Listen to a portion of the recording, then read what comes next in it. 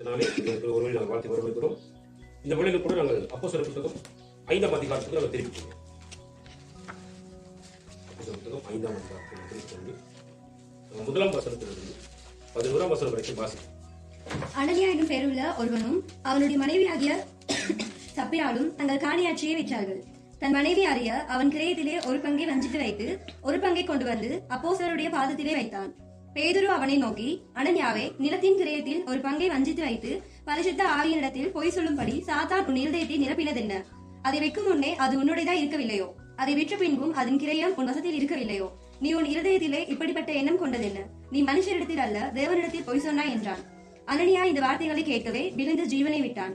இவைகளை கேள்விப்பட்ட யாவருக்கும் மிகுந்த பயம் உண்டாயிற்று. வாலிபர் எழுந்து அவனை சேடையில் சுற்றி வெளியே எடுத்துக்கொண்டு போய் அடக்கம் பண்ணினார்கள். ஏறக்குறைய 3 மணி நேரத்துக்கு பின்பு அவனுடைய மனைவி நடந்ததை அறியாமல் உள்ளே வந்தாள். பேதுரு அவளை நோக்கி, நிலத்தை இவ்வளவுக்கு தானா விற்றீர்கள்? எனக்கு சொல் என்றான். அவள், ஆம், இவ்வளவுக்கு தான் என்றாள். பேதுரு அவளை நோக்கி, கர்த்தருடைய ஆவியை சோதிக்கிறதுக்கு நீங்கள் ஒருமனப்பட்டது என்ன? இதோ உன் புருஷனை அடக்கம் பண்ணினவர்களுடைய கால்கள் வாசற்படியிலே வந்திருக்கிறது, உன்னையும் வெளியே கொண்டு போவார்கள் என்றான். உடனே அவள் அவருடைய பாதத்தில் விழுந்து ஜீவனை விட்டாள். வாலிபர் உள்ளே வந்து அவள் மறுத்து போனதை கண்டு அவளை வெளியே எடுத்துக்கொண்டு போய் அவளுடைய புருஷன் அண்டையிலே அடக்கம் பண்ணினார்கள். சபையார் எல்லாருக்கும் இவைகளை கேள்விப்பட்ட மற்ற யாவருக்கும் மிகுந்த பயம் உண்டாயிற்று. ஆமென். இரக்கமுள்ள நல்ல ஆண்டவரே, உம்மை நன்றியோடு நாங்கள் ஸ்தோத்திரிக்கிறோம். இந்நாளிலும் கூட தெய்வமே, உம்முடைய வார்த்தை மூலமாக அன்று எங்கள் ஒவ்வொருவரோடு கூட இடைப்படும்படியாக நாங்கள் ஜெபிக்கிறோம்.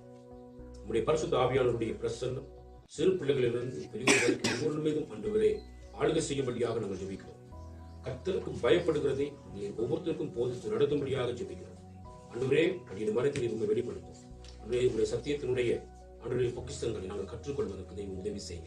அன்றைய தூரதேசங்களிலிருந்து யாரெல்லாம் இந்த வார்த்தைகளை கேட்கிறார்களோ ஒவ்வொருவரையும் ஆண்டவரே நீர் நமக்கு பயப்பட பண்ணி அன்றைய ஒவ்வொருவரையும் நீர் ஆசீர்வதித்து உங்களுடைய தேவைகளிலும் நீர் அவர்களுக்கு சந்தித்து ஆண்டவரே ஒருவரை உயர்த்தும்படியாக நாங்கள் ஒப்புவிக்கிறோம். இந்த பொறுப்படுத்த வழி நடத்துகிறோம். இயேசு கிறிஸ்துவின் தூய நாமத்தில் ஜெபம் கேட்கிறோம் எங்கள் ஜீவனோட நல்ல பிதாவே, ஆமென். நாங்கள் இந்த பகுதி அநேக தடவைகள் நாங்கள் பார்த்துருக்கிறோம். அநேக தடவைகள் பார்த்திருக்கிறோம்.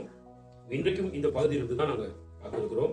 ஆகவே கர்த்தருக்கு பயப்படுங்கள், அப்பொழுது ஆசீர்வதிக்கப்படுவீர்கள். என்ன சொல்றது? கர்த்தருக்கு பயப்படுங்கள், அப்பொழுது ஆசீர்வதிக்கப்படுவீர்கள் என்ற தலைப்புல தான் நாங்கள் பார்க்க போகிறோம். அப்போஸ்தலர் காலத்தில், அதாவது தொடக்க கால சபை, அதாவது முதல் ஆண்டவர் சபை என்று சொல்லி புதிய ஏற்பாட்டு கால பகுதியில முதல் சபை என்று சொல்லி நிறுவப்பட்டதான அப்போஸ்தலர் காலத்தில் இருந்தான சபையில நடந்ததான ஒரு சம்பவம். சரி, அதான் இப்ப நாங்க பார்க்க போகிறோம் தானே. அது மட்டும் இல்லாம அப்போஸ்தலர்கள் என்று சொன்னால் தேவனால் அனுப்பப்பட்டவர்கள். அப்ப தேவனால் அனுப்பப்பட்டவர்கள் தான் அப்போஸ்தலர்கள். அப்ப அந்த அப்போஸ்தலர்கள் எந்த விதமாக அந்த ஆதிகால திருச்சபையில அவங்க செயல்பட்டாங்க, அந்த அப்போஸ்தலர்களோடு கூட கர்த்தருடைய ஆவியானவர் எந்த விதமாக இருந்தார் அப்படின்ற சில காரியங்களை நாங்கள் இங்கே இந்த நாளிலே பார்க்க போகிறோம். நல்ல கவனி. இங்க ஒரு கணவன் மனைவி என்ற 2 பேர் இருக்காங்க. அனனியா புருஷனாக இருக்கிறான். அடுத்தது யார்? சப்பிரா என்றது யாரு? அவருடைய மனைவியாக. கணவன் மனைவி 2 பேருடைய வாழ்க்கையை குறித்ததான ஒரு காரியம். நல்ல கவனி. இப்ப இவங்க எல்லாருமே தானே ஆண்டவராகிய இயேசு கிறிஸ்துவினுடைய தானே சுவிசேஷத்தை கேட்டாங்க. சுவிசேஷத்தை கேட்டு இப்ப ரட்சிக்கப்பட்டிருக்கிறாங்க. ரட்சிப்பை பெற்றுக் கொண்டதுக்கு பிறகு இவங்க எல்லாருமே சபையில கூடி என்ன பண்ணிருக்கிறாங்க சொன்னா, சபையில கூடி கடவுளை ஆராதிச்சு கொண்டிருக்கிறதான ஜனங்களாக இருக்கிறாங்க தானே. அப்ப இவங்க வாழ்க்கையில ஒரு சம்பவத்தை நாங்க பார்த்தோம். இப்ப புருஷன் முன்னாடி 2 பேர், அதாவது கணவன் மனைவி 2 பேருமே மறிச்சு போறாங்க. 2 பேரும் நினைஞ்சாங்க, மறிச்சு போயிருக்காங்க. எந்த ஒரு வியாதினாலேயோ கிடையாது, எந்த ஒரு அனர்த்தத்தினாலேயோ கிடையாது, சாரி, எந்த ஒரு என்ன சொல்றது ஒரு ஆக்சிடென்டோ எதுவுமே இல்லை. அதானே 2 பேர் மறிச்சு போறாங்க. எப்படி இவங்க மறிக்கிறாங்க இதை குறித்து இப்ப நாங்க பாக்குறோம் இல்லையா? நல்ல கவனிங்க. அப்ப இவங்களுடைய காரியங்களை சில காரியங்கள் கவனிக்கிறதுக்கு முன்பதாக நாங்க 4ஆம் அதிகாரத்துல 34ஆம் வசனத்திலிருந்து நாங்க வாசிச்சோம்னு சொன்னா எங்களுக்கு தெரிய வருது நடந்த சம்பவம் என்னன்னு சொல்லி பார்க்கலாம். வாசிக்க பார்ப்போம். நிலங்களையும் வீடுகளையும் உடையவர்கள் அவைகளை விற்று விற்கப்பட்டவைகளின் கிரயத்தை கொண்டு வந்து அப்போஸ்தலருடைய பாதத்திலே வைத்தார்கள். அவனவனுக்கு தேவையானதற்கு தக்கதாய் பகிர்ந்து கொடுக்கப்பட்டது. அவர்களில் ஒருவனுக்கும் ஒன்றும் குறைவாய் இருந்ததில்லை. சீப்புர்திவானும் லேவியனும் அப்போஸ்தலராலே ஆறுதலின் மகன் என்று அர்த்தம் கொள்ளும் பர்னபா என்னும் மறுபெயர் பெற்றவனுமாகிய யோசே என்பவன் தனக்கு உண்டாயிருந்த நிலத்தை விற்று அதன் கிரயத்தை கொண்டு வந்து அப்போஸ்தலருடைய பாதத்திலே வைத்தான். இப்ப நல்ல கவனிங்க. இப்ப சபையாரெல்லாம் கூடி வந்திருக்கிறோம். நம்ம எல்லாம் கூடி வர மாதிரி சபையாரெல்லாம் கூடி வந்திருக்கிறாங்க. இப்ப அப்போஸ்தலர் சபையில் நடந்த சம்பவம் என்ன அப்படின்னா, ஆண்டவராகிய இயேசு கிறிஸ்துவுடைய உயிர்த்தெழுதலுடைய சாட்சியை கேட்ட ஜனங்களுடைய வாழ்க்கையில ஒரு பெரிய ஒரு எழுப்புதல் உண்டாகுன்னு என்ன யோசிச்சாங்க அப்படின்னா, நம்ம இந்த வீடு வாசல் எல்லாம் வச்சுக்கிட்டு இதுகள் எல்லாம் வச்சுக்கிட்டு நம்ம என்னத்தை கொண்டு போக போறது உலகத்துல, நம்ம உண்மையை உலகத்துக்கு என்ன செஞ்சு நாங்க கொண்டு வந்தது கிடையாது, நாங்க எதுவுமே நாங்க என்ன செய்ய போறது இல்லை, கொண்டு போக போறதும் இல்லை. ஆகையினால ஏழைகள் என்று சொல்லி யாருமே நம்ம சபைக்குள்ள என்ன செய்யக்கூடாது, இருக்கக்கூடாது. சரியா, வறியவர்கள் சொல்லி யாருமே சபையில இருக்கக்கூடாது. எல்லாரும் ஒரு சமத்துவமான நிலைமையில சமாதானமான நிலைமையில இருக்கணும் என்று சொல்லி விரும்பி என்ன பண்ணாங்கன்னு சொன்னா, நிலங்களையும் வீடுகளையும் உடையவர்கள் அதை எல்லாத்தையும் வித்துட்டு அந்த பணங்களை கொண்டு வந்து என்ன செய்தாங்கன்னு சொன்னா, அப்போஸ்தலர் யாரு? இயேசு கிறிஸ்துவினால தெரிவு செய்யப்பட்டு அவர்களோடு கூட சீடர்களாக இருந்தவர்கள். சரி, அதுக்கு பிறகு நாங்க அப்போஸ்தலர் அந்த 1ஆம் அதிகாரத்துல இந்த அப்போஸ்தலர்களுக்கு வந்து ஆண்டவருடைய வார்த்தை சொல்லப்படுகிறது. சரி, என்ன சொல்லப்படுகிறது? 8ஆம் வசனத்துல, பரிசுத்த ஆவி உங்களிடத்தில் வரும்போது நீங்கள் பலனடைந்து எருசலேமிலும் யூதேயா முழுவதிலும் சமாரியாவிலும் பூமியின் கடைசி பரியந்தமும் எனக்கு சாட்சிகளாக இருப்பீர்கள் என்றார். ஆகவே அவர்கள் என்ன பண்றாங்க? ஆண்டு வந்து அவர்களுக்கு பரிசுத்த ஆவியானவருடைய வல்லமையை அருள் செய்து அவர்களை ஆண்டவர் இந்த உலகத்துக்குள்ள அனுப்புகிறார். ஆகவே அனுப்பப்பட்டவர்கள் தான் அப்போஸ்தலர் என்று சொல்லப்படுகிறவர்கள். அதாவது நீங்க பாத்தீங்கன்னா ஆண்டவராகிய இயேசு கிறிஸ்துவை முகமுகமாக தரிசித்தவர்களுக்கு பேர் தான் அப்போஸ்தலர்கள். நல்ல கவனிங்க. இன்றைக்கு நிறைய பேர் அப்போஸ்தலர்கள் சொல்லிக் கொண்டிருக்கிறாங்க உலகத்தில். இது வந்து பெரிய ஒரு கேள்விக்குரிய விஷயம். என்ன சொன்னா, இன்னைக்கு அப்போஸ்தலர்கள் யாரும் இல்லை. அந்த நாட்கள்ல தான் அப்போஸ்தலர் என்ன பண்ணிட்டு இருந்தாங்க. அப்ப இந்த இடத்துல நாங்க பார்க்கிற பொழுது அப்போஸ்தலரை குறித்து நாங்க பார்க்கும்போது அவங்க வந்து இயேசு கிறிஸ்துவை முகமுகமாக அவங்க என்ன பண்ணிருக்கணும், தரிசிச்சிருக்கோம். சரி, அது மட்டும் இல்லாம இயேசு கிறிஸ்துவிடத்திலிருந்து கற்றுக்கொண்டதை அவர்கள் நிருபங்களாக என்ன செஞ்சிருக்கணும், அவங்க வந்து இங்க புத்தகங்கள் என்ன செஞ்சிருக்கணும், ஆண்டவர் பத்தி எழுதி இருக்கும். அப்படி அவங்களை குறித்து நிறைய விஷயம் பார்க்கலாம். அப்ப இன்றைக்கு அப்போஸ்தலர் சொல்லக்கூடிய நிறைய பேர் இருக்கிறாங்க. அது வந்து ஒரு பொய்யான தகவல்கள். அதை நீங்க யாருமே என்ன செய்யக்கூடாதுன்னு சொன்னா உங்களோட வாழ்க்கையில நீங்க ஏற்றுக்கொள்ள கூடாது. இப்போ அப்போஸ்தலர்கள் கிடையாது. தீர்க்கதரிசிகள் அப்போஸ்தலர்கள் என்றவர்கள் மேல நாங்க என்ன பண்ணப்பட்டிருக்கிறோம், அஸ்திபாரம் பண்ணப்பட்டிருக்கிறோம். அஸ்திபாரம் வந்து கண்ணுக்கு என்ன செய்யாது, எங்களுக்கு தெரியாது. கட்டப்பட்டிருக்கிற கட்டடம் தான் எங்களுக்கு எங்க கண்ணுக்கு என்ன செய்யும், தெரியும். ஆகவே அப்போஸ்தலர்கள் தீர்க்கதரிசிகள் என்ன செய்யறாங்க, அவங்க அஸ்திபாரம் ஆகிட்டாங்க. இப்பொழுது அஸ்திபாரத்துக்கு வந்து அப்போஸ்தலர்கள் தீர்க்கதரிசிகள் இப்ப கிடையாது. அப்ப இல்லாத விஷயத்தை இன்றைக்கு நாட்கள் என்ன பண்றாங்க, நிறைய பேர் சொல்லிக் கொண்டிருக்கிறாங்க. ஆகவேதான் ஒரு மிகப்பெரிய சொல்லிக்கிறது, அவர்கள் எல்லாம் கள்ள தீர்க்கதரிசிகள், கள்ள போதகர்கள் செய்யப்பட்டிருக்கிறது, வசனத்துல சொல்லப்பட்டிருக்கு. அதனால நாங்க கவனமா இருக்கும். ரைட். அப்ப இந்த அனனியாவும் சப்பிராலும் தானே இந்த சபைக்குள்ள போய் ஆராய்ச்சி கொண்டிருந்தாங்க. அப்ப இந்த பர்னபா என்று சொல்லப்படுகிறவனும் தன்னுடைய எல்லாவற்றையும் வித்துட்டு அதே கொண்டு வந்து கப்பலி பாத்திர, அதாவது அப்போஸ்தலருடைய பாத்திர வந்து வச்சதை எல்லாம் பார்த்துட்டு இருந்தாங்க. நல்லா கவனிங்க. இப்படி வச்சு எல்லாரும் சமத்துவமான ஒரு வாழ்க்கையை வாழ்ந்து கொண்டிருக்கிற பொழுது என்ன நடந்து யோசிச்சு பாருங்க. இப்ப சபைக்குள்ள எல்லாரும் சொல்லியிருப்பாங்க, இந்த சகோதரன் போய் இவருக்குள்ள எல்லாத்தையும் வித்து கொண்டாந்து இவரும் பாத்திரம் வச்சுட்டார், அவரும் வச்சுட்டார் சொல்லி இப்ப ஒருத்தருக்கு ஒருத்தர் காட்சி கொண்டிருக்கிற பொழுது நல்லா கவனிங்க, ஒருத்தருக்கு ஒருத்தருக்கான அந்த புகழ்ச்சி அந்த சபை என்ன செஞ்சு அந்த நாட்கள் ஒரு புகழ்ச்சி ஒன்று வந்திருக்கும் இல்லையா. இந்த சகோதரன் வந்து தன்னுடைய வீடு 3 தட்டு வீடை வித்துட்டு அவ்வளவு காசு கொண்டாந்து கொடுத்துட்டார், இப்படி நிலத்தை வித்து கொண்டாந்து கொடுத்துட்டார் அப்படின்னு சொல்லி இந்த அந்த விற்கப்பட்ட பணத்தின் மூலமாக பெற்றுக்கொண்டவர்கள் பல பேருக்கு இருப்பாங்க, அதை பத்தி கதைச்சிருப்பாங்க இல்லையா. நல்லா யோசிச்சு பாருங்க. அப்ப இவங்க எல்லாம் தேவனால் ஏவப்பட்டு கொண்டு போயிட்டு வித்தாங்க. ரைட், ஓகே, நல்ல கவனி. இப்படி வித்துட்டு பணத்தை கொண்டாந்து கொடுக்கணும் அப்படிங்கிற எந்த விதமான சட்ட திட்டங்களும் சபைக்குள்ள என்ன செய்யப்பட இல்லை, கொடுக்கப்பட இல்லை. யாருக்கும் சட்டம் கூட இல்லை. நீ வீடு வாசல்லாம் வித்துட்டு கொண்டாந்து என்ன செய்யணும், பணத்தை கொண்டாந்து அப்போஸ்தலர் பாத்திரம் வைக்கணும் எந்த சட்டம் என்ன செய்யல, எதுவும் சொல்லப்படல. இது அவங்களா அவங்களுக்குள்ள வந்ததான உணர்வுகள் மூலமாக அவங்க செய்ததான காரியம் தானே. அப்ப அதை செய்துட்டு மற்றவர்கள் என்ன செய்யக்கூடாது, பழியை போட்டு விடக்கூடாது. நல்ல கவனி. அப்ப எனக்கு விருப்பம் என்று சொன்னா நான் கர்த்தருக்காக ஏதாவது பண்ணணும், என்னை நான் அர்ப்பணிக்கலாம். என்னுடைய வீடு வாசல்களை நான் விற்கணும், என்னுடைய வாகனங்களை விற்கணும், அதை கொண்டு போய் கர்த்தரை சமூகத்தில் கொடுத்து அந்த பசங்க நீங்க இந்த சபையை கட்டுங்க, உங்க குடும்பத்தில் ஏதாவது தேவைக்கு பயன்படுத்துங்கன்னு சொல்லி நாம கூட கொடுக்கணும்னு சொன்னா எங்களுடைய மனப்பூர்வமான அர்ப்பணிப்புகள் இருந்தா அது ஓகே. ஆனா எந்த சட்டமும் வேதத்துல கிடையாது. இதெல்லாம் நீ வித்து பண்ண என்ன செய்ய பார்க்கல மக்கள் சட்டம் அங்க என்ன செய்யப்படையில இருக்கவில்லை. நல்ல கவனிங்க. இப்படி போய்கொண்டிருக்கிற நேரத்துல இந்த கணவன் மனைவியுமாகிய இந்த அனனியாவுக்கும் சப்பிராளுக்குள்ள ஒரு எண்ணம் ஒண்ணு வந்துச்சு. என்ன அப்படின்னா, இவங்க எல்லாரும் இது பண்ணிட்டு இருக்காங்களே, நாமளும் இது என்ன செய்வோம், நாமளும் நம்மளுக்கு காணி என்ன செஞ்சிருவோம், வித்துட்டு கொண்டு போயிட்டு கொடுப்போம் அப்படின்னு சொல்லி இவங்க தீர்மானிச்சது. நல்ல விஷயம். இவங்க 2 பேரும் தீர்மானிச்சது நல்ல விஷயம். ஆனா இவங்க எதை எதிர்பார்த்து செய்யறாங்க அப்படிங்கிறது, ஏன் இவங்களுடைய வாழ்க்கையில பாவம் வந்தது அப்படின்னு சொல்லி பாத்தீங்கன்னா, இவங்க தங்களுக்கு மனுஷர்களால் வர வேண்டிய கனத்தை, மகிமையை, புகழை எதிர்பார்த்திருந்தார்கள். நல்லா விலகி கொள்ளுங்க. மனுஷர்கள் இங்க கூடி வந்திருக்கிற சபை மக்கள் என்ன செய்யறோம் அப்படின்னா, அந்த சகோதரி வந்து நல்ல முறையில சமைச்சு தூக்கிட்டு வருது, இந்த சகோதரன் வந்து நல்ல முறையில தனக்கு முன்னாடி எல்லாத்தையும் கொண்டு போட்டு கோழி அடிச்சு குழந்தை வச்சு என்ன பண்ற சாப்பாடு கொடுக்குறாரு அப்படின்னு சொல்லி 4 பேர் மத்தியில 4 பேர் கலைக்கணும், எங்களை பத்தி புகழ்ச்சியா பேசணும் அப்படின்ற ஒரு எதிர்பார்ப்பு உங்களை என்ன செஞ்சிச்சு, இருந்துச்சு. நல்லா கவனிங்க. இதுதான் இவங்களுக்குள்ள போனதான பாவம். இப்ப கடவுளுக்குள்ள வந்து கடவுளை ஆராதிக்கிறாங்க, எல்லாம் செய்யறாங்க. இவங்களுக்குள்ள வந்த பிரச்சனை மற்றவர்கள் செய்கிறதை பார்த்து மற்றவர்களுக்கு வரக்கூடிய மதிப்பு மரியாதை இவங்க என்ன பண்றாங்க, இவங்க எதிர்பார்க்கிறாங்க. நல்ல கவனிங்க சரி. அப்ப இந்த நிலையில தான் நாங்க பார்க்கணும். அதாவது நீங்க யோவான் புத்தகம் 12:43 வாட்சி பத்தி உங்களுக்கு தெரியும். யோவான் புத்தகம் 12:43 வாசி. அவர்கள் தேவனால் வருகிற மகிமையிலும் மனுஷரால் வருகிற மகிமையை அதிகமாய் விரும்பினார்கள். நல்ல கவனிங்க என்ன சொல்லப்படுது அப்படின்னு சொன்னா, அவர்கள் தேவனால் வருகிற மகிமையிலும் வாசிகள் அவங்க என்ன பண்ணாங்கன்னா, அவர்கள் தேவனால் வருகிற மகிமையிலும் மனுஷரால் வருகிற மகிமையை அதிகமாய் விரும்பினார்கள். அப்ப தேவனிடத்திலிருந்து வரக்கூடிய மகிமை, அவரிடத்திலிருந்து வரக்கூடிய புகழ்ச்சி, அவரிடத்திலிருந்து வரக்கூடியதான ஆசீர்வாதத்தை தான் மனுஷன் என்ன செய்யணும், எதிர்பார்க்கணும் இல்லையா? ஆனா இவங்க என்ன பண்றாங்கன்னா, மனுஷரால் போற்றப்பட வேணும், 4 மனுஷர்கள் எங்களை பத்தி பெருமையா என்ன செய்யணும், பேசணும். அப்ப 4 பேர் என்ன பெருமையா பேசணும் என்பதற்காக நான் ஒரு காரியம் செய்யறதா நானா இருந்தாலும் சரி, என்னுடைய ஊழியம் தலைகளாக என்ன செஞ்சோம் கோயில். என் தேவன் பிரியப்பட வேண்டும் நான் செய்யற காரியத்தில், அவர் என்னை புகழ வேண்டும், புகழ்ச்சி அவரிடத்திலிருந்து எனக்கு என்ன செய்ய வேண்டும், வர வேண்டும். சரி, அப்படி வராது எந்த ஒரு புகழ்ச்சியுடைய வாழ்க்கை என்ன செய்ய போறது இல்லை, இழைக்க போகிறது இல்லை. சரிதானே? நல்ல கவனிங்க. அதே மாதிரி நீங்க 1 கொரிந்தியர் புத்தகத்தில் நீங்க திருப்பி 4ஆம் அதிகாரத்துக்கு நீங்க திருப்பி பார்த்தீங்கன்னு சொன்னா, 1 கொரிந்தியர் புத்தகம் 4ஆம் அதிகாரம் 5ஆம் வசனத்துடைய கடைசி பகுதி. அப்பொழுது அவனவனுக்குரிய புகழ்ச்சி தேவனால் உண்டாகும். அவனவனுக்குரிய புகழ்ச்சி தேவனால் உண்டாகும். தேவனால் உண்டாக வேண்டும் புகழ்ச்சி என்பது. மனுஷர்கள் புகழ்ந்துட்டு இன்னைக்கு புகழ்வாங்க. நல்ல கவனிங்க. நாம நல்ல விஷயத்தை செஞ்சா நம்ம என்ன செய்வாங்க, மனுஷர்கள் புகழ்வாங்க. நாம கொஞ்சம் செய்ய முடியாத நிலைமைக்கு தவறிட்டு வச்சுக்கிறீங்களே, நம்ம என்ன பண்ணிட்டு போயிருவாங்க, போயிட்டு தூட்டிட்டு போய் சேர்ந்துருவோம். இது மனிதனுடைய காரியம். ஆனா தேவன் எங்களை எப்பொழுதும் அவதானித்துக் கொண்டிருக்கிறபடினால, நல்லது செய்யும் பொழுது என்னிடத்தில் இருக்கிற காரியங்கள் இருக்கும் பொழுது நான் கொடுத்துட்டு இருக்கிறேன், இல்லாத கொடுக்க முடியல, அப்பயும் கர்த்தர் என்னை புகழ்ந்து கொண்டிருக்கிற தெய்வமாக இருப்பார். அதை நாங்கள் எப்பொழுதும் கவனத்தில் கொள்ள வேண்டும்.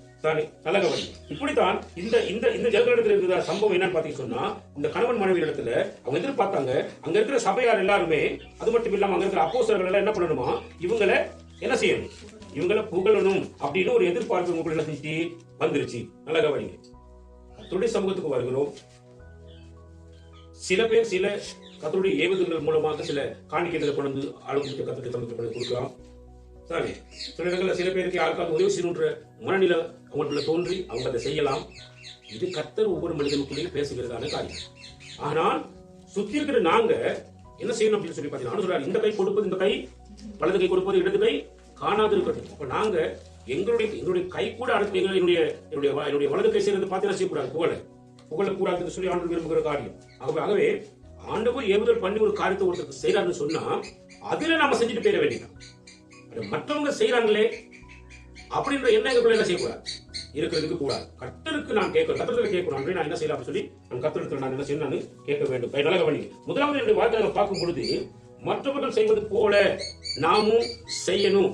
சாரி, நாமும் செய்யணும், மற்றவர்களுக்கு கிடைக்கக்கூடியதான மரியாதை எனக்கும் வரணும் அப்படின்னு எதிர்பார்ப்பு வாழ்க்கை என்ன செய்யக்கூடாது, ஒரு நாளும் இருக்கக்கூடாது. நல்ல கவனிங்க. அது மட்டும் இல்லாம எந்த மனுஷனும் நம்மள ஒரு நாள் என்ன செய்யக்கூடாது, புகழக்கூடாது. இன்னைக்கு அதாவது முகஸ்துதி, உனக்கு முன்பதாக ஒருத்தர் வந்து முகஸ்துதி பாடுறானா இருந்தா, நீ நல்லா உன்னை ஞாபகப்படுத்திக்க. உனக்கு முன்னால வந்து நீங்க நல்ல மனுஷன், நீங்க சூப்பரா, உங்களை பத்தி தான் உலகமே பேசிட்டு இருக்கு அப்படி தேவையில்லாம எவனா ஒருத்தர் வந்து உங்களுக்கு 2 முகஸ்துதி பாடுறானா இருந்தா, சாரி நீதிமொழிகள் வசனம் இருக்கா இல்லையா, என்ன சொல்லப்பட்டிருக்குது, அவன் உன் காலை பாடுறதுக்கு ரெடியான இருக்கான் இருக்கிறான்னு அர்த்தம். உங்க முன்னுக்கு வந்து முகஸ்துதி பாடுறான்னா, அவன் உங்க காலை என்ன செய்ய போறான், அடுத்த கட்டத்துல வார போகிறான்றது அர்த்தம். நல்ல கவனி. நிறைய பேருடைய வாழ்க்கையில அப்படி சம்பவங்கள் நினைஞ்சு போச்சு, நடந்துருச்சு. அதான் நல்ல ஒரு நிலையான நிலைமையில இருக்கும்போது நல்லா புகழ்ந்துருவாங்க, முன்னுக்கு 2 எல்லாம் புகழ்ந்து அப்படி முகஸ்துதி பாடி அவனே பக்கத்துல இருந்து காலை வாங்கி விட்டு நினைவாங்க, போய் சேர்ந்துருவாங்க. இப்படி பலதரப்பட்ட வாழ்க்கையில நாங்கள் எல்லாம் அனுபவப்பட்டிருக்கிற காரியங்களும் உண்டு. வேதமும் அந்த விதமாக தான் சொல்லுகிறது. நல்ல கவனிங்க. ஆகவே அது எங்களுடைய வாழ்க்கை செய்யக்கூடாது, இருக்கக்கூடாது. இப்ப நல்ல கவனிங்க. 2ஆம் வசனம் சொல்லுது, தன் மனைவி அறிய அவன் கிரயத்திலே ஒரு பங்கை வஞ்சித்து வைத்து. அப்ப 2 பேரும் சேர்ந்து, அவனுடைய மனைவியாக சபையாலும் சேர்ந்து தங்கள் காணியை வித்தாங்க. காணியை வித்து 2 பேரும் சேர்ந்து தான் காணியை வித்துருக்காங்க. வித்துட்டு அதுக்கு பிறகு தன் மனைவி அறிய அவன் கிரயத்திலே ஒரு பங்கை வஞ்சித்து வைத்து ஒரு பங்கை கொண்டு வந்து அப்போஸ்தலருடைய பாதத்திலே வைத்தான். நல்ல கவனிங்க. நான் காணியை நான் 1 லட்சம் ரூபாய்க்கு வித்தேன், அதுல நான் 50,000 ரூபாயை எடுத்து எங்களுடைய தேவைக்கு ஒதுக்கிட்டு நான் 50,000 காசு தான் கொண்டு கையில கொடுக்குறேன்னு சொல்றது பேர் இருந்துச்சா, அதுல ஏதாவது தவறு இருக்கா? அவங்க சரியான முறையில வந்து தேவ சமூகத்துல வந்து அப்போஸ்தலர் பாதத்தில் தெளிவா சொல்லிக்கலாம். எப்படி சொல்லிக்கலாம், நான் செய்ததை தெளிவாக என்ன செய்யலாம் சொல்லிக்கலாம். ஏன்னா அவங்களுக்கு யாருக்கும் சட்டம் போட இல்லை, நீங்க வைக்கிற காசை அப்படியே கொண்டாந்து என்ன செய்யணும்? தேவனுடைய பார்த்து கொண்டாந்து வைக்கணும் என்ற எந்த சட்டத்தையும் போட இல்லை. சட்டம் எதுவுமே போடப்பட இல்லை. இவங்களா தான் என்ன செய்யறாங்க? வித்தாங்க. வித்துட்டு அதுல ஒரு பகுதி என்ன பண்றாங்கன்னா வஞ்சித்து வைக்கிறாங்க. நல்லா கவனிங்க. அங்க யாருக்கும் எதுவுமே குறைவாக இருந்ததில்லைன்னு சொல்லி சொல்லிக்கிட்டு பாருங்க. 4ஆம் வசனத்துல சொல்லப்படுகிறது. 4ஆம் அதிகாரத்துல நாங்க வாசிக்கிற 35வது வசனத்துல அவர்களில் ஒருவனுக்கும் ஒன்றும் குறைவா இருந்ததில்லை. எல்லாத்துக்கும் சமமான ஒரு பங்கை எல்லாத்தையும் பிரிச்சு கொடுத்து வச்சுட்டு இருக்காங்க. யாருக்கு அப்போ சொன்னாங்க பேர் செஞ்சுட்டு இருக்காங்க வேலை செய்யலாம். நல்ல கவனிங்க. அப்படி இருக்கிற வேலையில இவங்க தங்களுக்கு கொஞ்சம் கூட வேணும்னு சொல்லி ஒரு பகுதி என்ன பண்றாங்க? அவங்க ஒதுக்கி வைக்கிறாங்க. எல்லாத்துக்கும் சமமா இருக்க விரும்பல. இவங்க கொஞ்சம் என்ன செய்யணுமா? கொஞ்சம் கூட வச்சுக்கிட்டு இன்னும் கொஞ்சம் உங்களான ஒரு வாழ்க்கையில வாழணும் அப்படி இருக்கணும்ன்ற எண்ணத்தை வச்சுக்கிட்டு அந்த வேலையை என்ன செய்யறாங்க. நல்லா கவனிங்க. கணவன் மனைவி கர்த்தரை ஆராதிக்கும் பொழுது மனைவியானவளுக்கு முன்னால கணவன் சில தவறுகளை செய்வானாகும். நல்லா கவனிங்க. அந்த மனைவி அந்த கணவனுக்கு நீங்க செய்யறது பிழை என்று சொல்லுவது தவறு கிடையாது. கட்டாயம் அவங்க பிழை செய்யறாங்கன்னா அதுதானே. ஒரு சிலருக்கு எல்லா கட்டும் கீழ்படிச்சிருக்க வேண்டியது உண்மைதான். ஆனா முன்னால பிழை நடக்குதுன்னு தெரிஞ்சா அந்த பிழையை நீ சுட்டி காட்டுறது உனக்கு தப்பு கிடையாது. நீ கட்டாயம் என்ன செய்யணும்? பிழைகளை நீ சுட்டி காட்ட வேண்டும். அதே மாதிரி மனைவியானவள் ஒரு பிழையை செய்யும் பொழுது அந்த மனைவியை கட்டாயம் புருஷனானவன் என்ன பண்ணணும்? நீ செய்யறது பிள்ளைன்னு சொல்லி என்ன செய்யணும்? உணர்த்துதல் அவசியம். சரி, இப்ப இங்க 2 பேருக்குமே அந்த மரணம் ஏற்படுது அப்படின்னு சொல்லி பாத்தீங்கன்னு சொன்னா 2 பேருமே யாராக இருக்கிறாங்க? திருடர்களாக இருக்கிறாங்க. 2 பேருமே திருடர்கள்.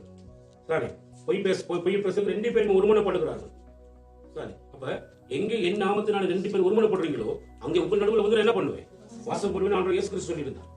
சரி, இவங்க 2 பேர் ஒருமனப்பட்ட வேலையில இவங்க நடுவுல வந்து வாசம் பண்ணது யார் அப்படின்ற கேள்வி வரும் பொழுது அப்போஸ்தலன் சொல்றான், சாத்தானுக்கு உன் இருதயத்தை நிரப்ப கொடுத்தது என்ன? அப்ப இவர்கள் 2 பேர் ஒருமனப்பட்ட பொழுது இவர்கள் நடுவுல வந்து வாசம் பண்ணது யாரு? சாத்தான் வந்து வாசம் பண்ணுகிறான். பிழையான ஒன்றுக்கு ஒருபோது 2 பேர் என்ன செய்யக்கூடாது? ஒத்து போயிடக்கூடாது, ஒருமனப்பற்றக்கூடாது. சரி, பிழை என்று தெரிஞ்சா அது கணவனா இருந்தாலும் சரி மனைவியா இருந்தாலும் சரி பிள்ளை செய்றீங்கிறத கண்டிங்கன்னா தயவு செஞ்சு உங்ககிட்ட ஒரு விஷயம் ஒரு வேண்டுகோள் என்ன அப்படின்னா உடனடியா நீங்க என்ன செய்யணும்? உங்களோட பிள்ளைகளை நான் ஒரு வேலை பிழை செஞ்சா என்னுடைய மனைவி இருக்கிற பிள்ளை என்ன செஞ்சுட்டு காட்டுறது நீங்க செய்யறது இல்லை செய்யாதீங்க அப்படின்னு சொல்லி என்ன செய்யணும்? எனக்கு சொல்லணும். அது சொல்றது தவறு ஒண்ணு கிடையவே கிடையாது. சார், ஏன்னா நாங்க ஒரே சரீரமா வாழ வேண்டும். அப்ப இந்த வாழ்க்கையில நாங்க எப்பயுமே கவனமாக என்ன செஞ்சுக்கணும்? வாழ்க்கையில கடவுள் கொடுத்த வாழ்க்கையை நாங்க தக்க வச்சுக்கொள்வது எங்களுடைய வாழ்க்கை மிக முக்கியமான ஒரு பகுதி. நல்ல கவனி. அப்ப 2 பேரும் வஞ்சித்து வச்சுட்டு என்ன செஞ்சாங்க? ஒரு பங்கை கொண்டு வந்து அப்போஸ்தலருடைய பாதத்தில் என்ன செஞ்சாங்களாம்? வச்சாங்க. நல்ல கவனி. அப்போஸ்தலர் பாதத்தில் வைக்கும் பொழுது இப்ப அப்போஸ்தலர் என்றவர் யார் அப்படின்றத நம்ம முன்னாடி பார்த்தோம். யார்? கடவுளால அனுப்பப்பட்ட ஒரு மனிதர். அது மட்டும் இல்லாம கர்த்தருடைய இந்த வானத்தையும் பூமியும் படைத்த கர்த்தருடைய பிரதிநிதி. நீங்க சாதாரணமான இடம் போட்டக்கூடாது. அவர் யாரு? கர்த்தருடைய பிரதிநிதியாக இருக்கிறார். அது மட்டும் இல்லாம தேவனால் அந்த இடத்துல ஒரு ஸ்தானத்தை கொடுத்து ஸ்தாபிக்கப்பட்ட ஒரு ஸ்தானாதிபதி.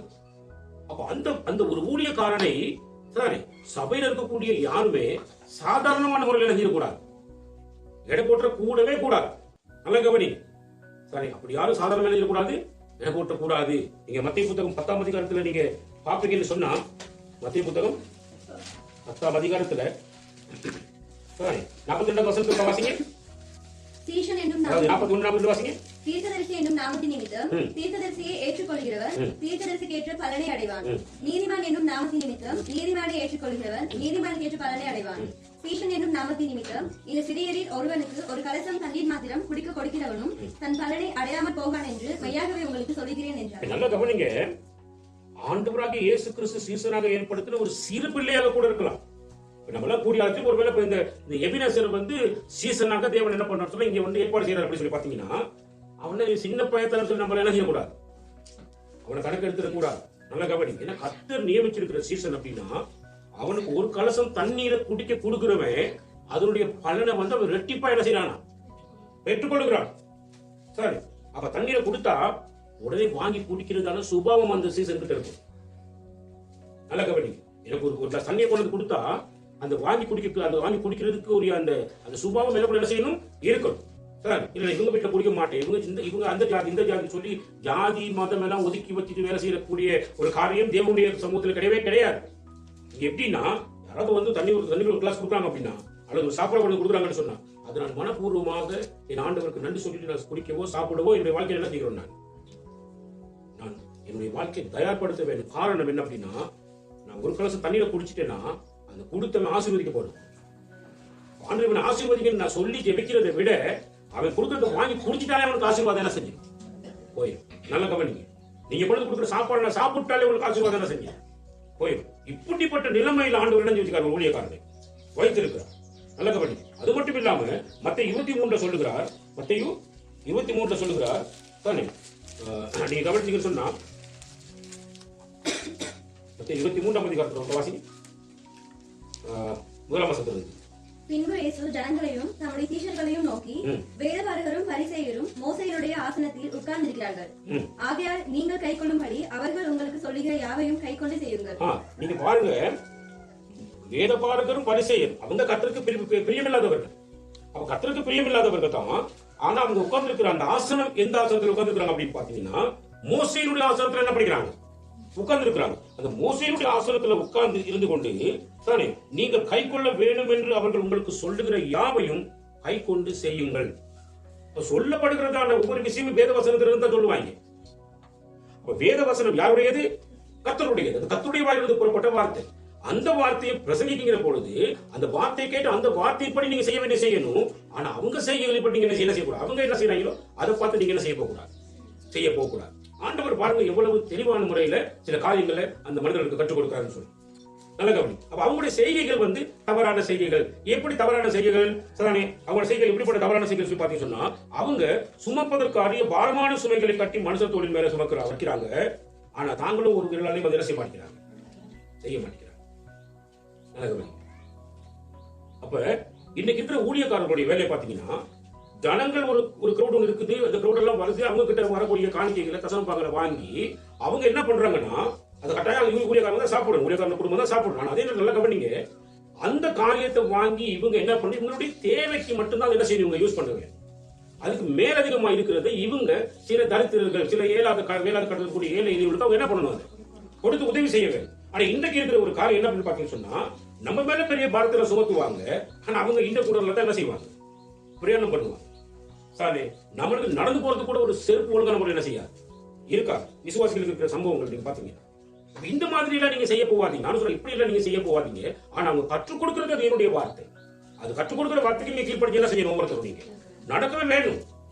சரி, ஆனா அவங்களோட செய்கைகள் மோசமான செய்கைகள். அந்த செய்கைகளுக்கு எனக்கும் சம்பந்தம் இல்லை அப்படின்னு ஆண்டவர் இதை என்ன செய்யறாங்க மிக தெளிவாக சொல்லுகிறார். நல்ல கவனிங்க. அது மட்டும் இல்லாம விருந்துகள்ல முதன்மையான இடங்களையும் ஜெப ஆலயங்களையும் முதன்மையான ஆசனங்களையும் விரும்புகிறவர்கள். அவங்க எங்க விருந்துக்கு போனாக்கா அவங்க தான் முத என்ன செய்யணும், முத அவங்களுக்கு கவனிக்க வேண்டியது சில அவங்களுக்கு கவனிச்சிட வேணும். சரி, அவங்களுக்கு முதன்மையான இடத்தை கொடுத்துடணும்னு சொல்லி அவங்க விரும்புவாங்க. இது எல்லாத்தையும் நான் என்ன செய்யறது இல்ல.